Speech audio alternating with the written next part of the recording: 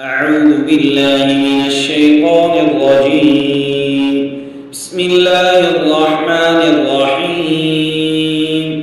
يا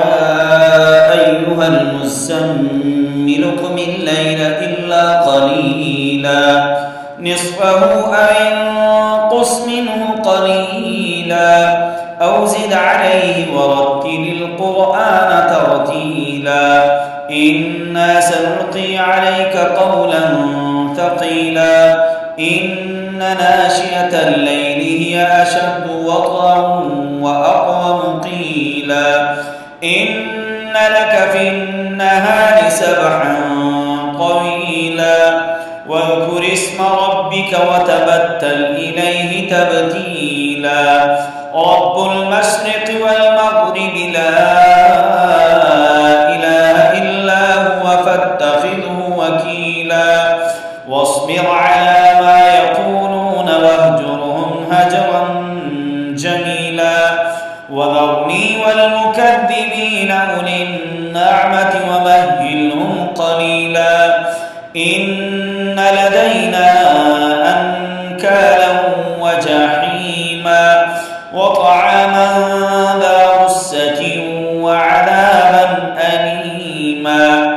يوم ترجف الأرض والجبال وكانت الجبال كثيبا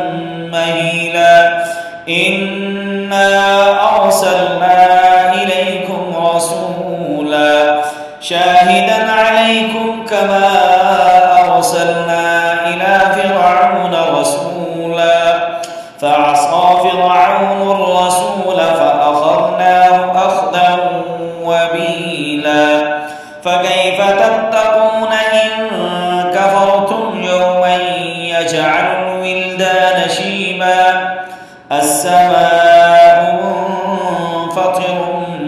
به كان وعده مفعولا إن هذه تذكرة فمن شاء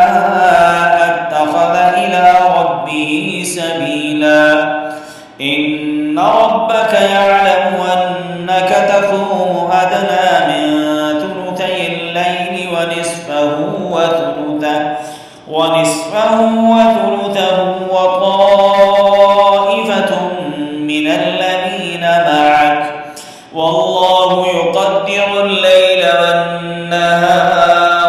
علم أن لن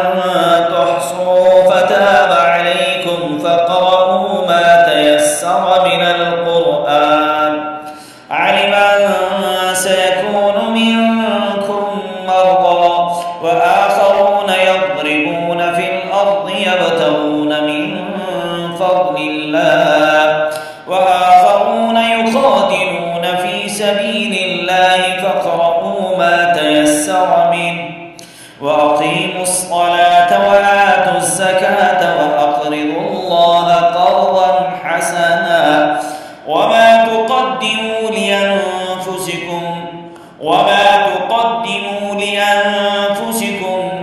من خير تجدوه عند الله هو خيرا وأعظم أجرا واستغفروا الله